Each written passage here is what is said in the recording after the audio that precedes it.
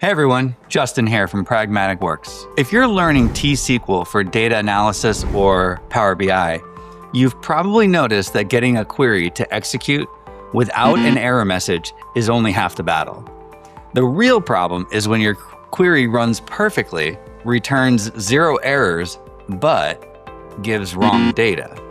Today, I'm going to count down the top 5 T-SQL tips and hidden traps that catch beginners every single day. We're going to cover everything from a simple missing comma to a date grouping error that messes up your results.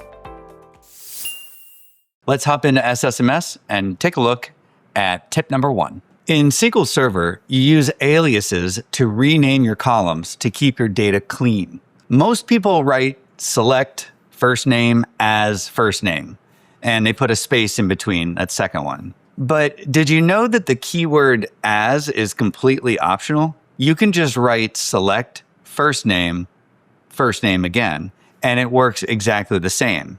Because SQL doesn't force you to use as, this sets up a massive trap for beginners. Watch this. All right, let's write this code right here. Select these 3 columns from the dim customer table. I'm going to go ahead and execute this, and everything's going to work fine. I've got 3 columns named what they are already in the database. But if I wanted to alias one of these columns, I could say last name as last. And you can see what happens here because we have a different name for that column. So knowing that, let's run the same script, but without that comma in between first name and last name. As simple as that. I just forgot a comma.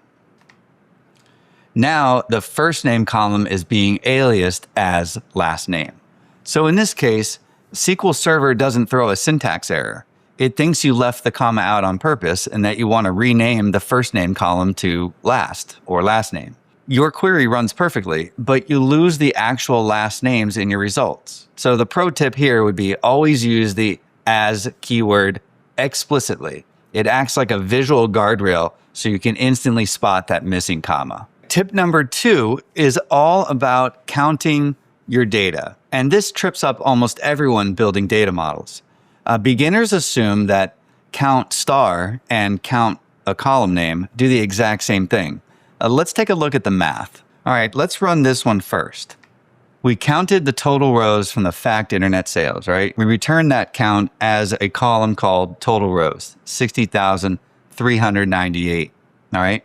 Now, let's do the same thing, but we'll just count the employee key, and we'll call that as staff sales count. When you run these side by side, your totals might match or they might be completely different.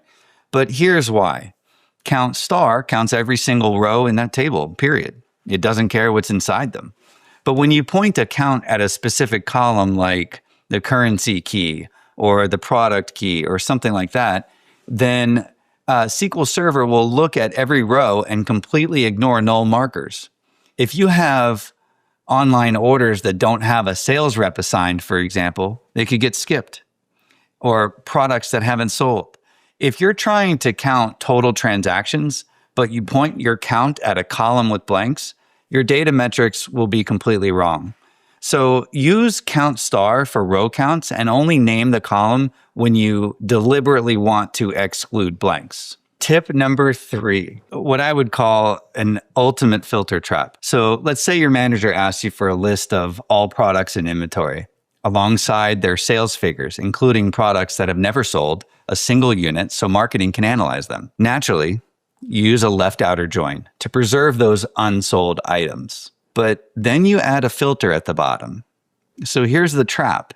It wipes out your unsold products. Let's take a look at the code. I've already executed this statement, but let's look at what's happening. I'm aliasing the dim product table as P, so I'm returning the English product name from that table, and I've aliased fact internet sales as FIS, so I'm returning order quantity. The left join is happening here, and you can see it's on the product key. I'm looking at situations where the order quantity is less than 5. So when you run this, all your unsold products vanish from the report. Question is why?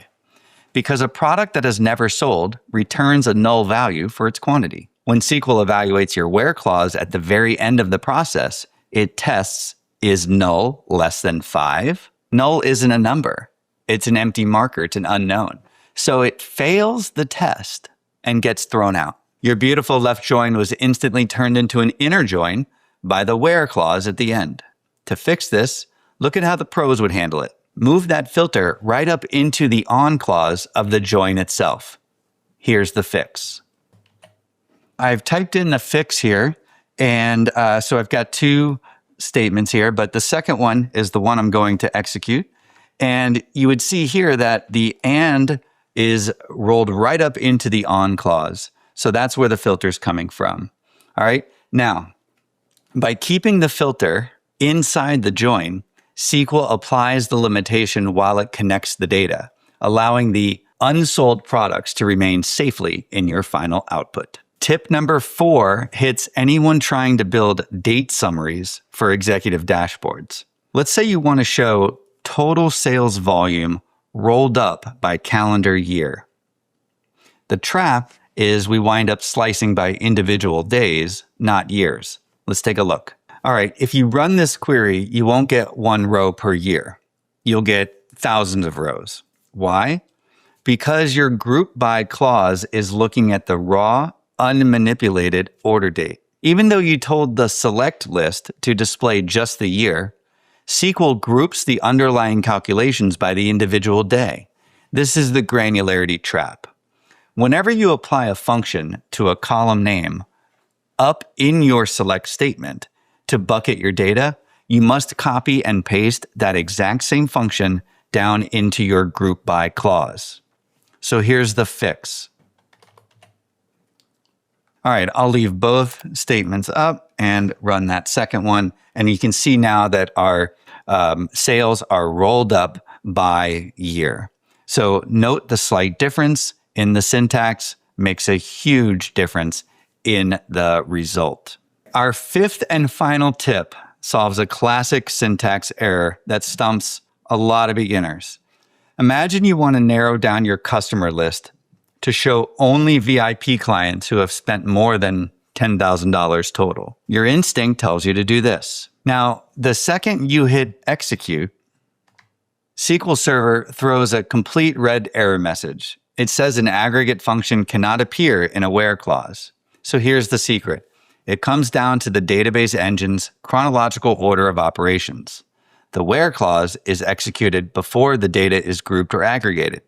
It physically doesn't know what the total sums are yet. To filter your summarized tables, you have to use the having clause, which runs at the very end after your groups are compiled. Here's the fix.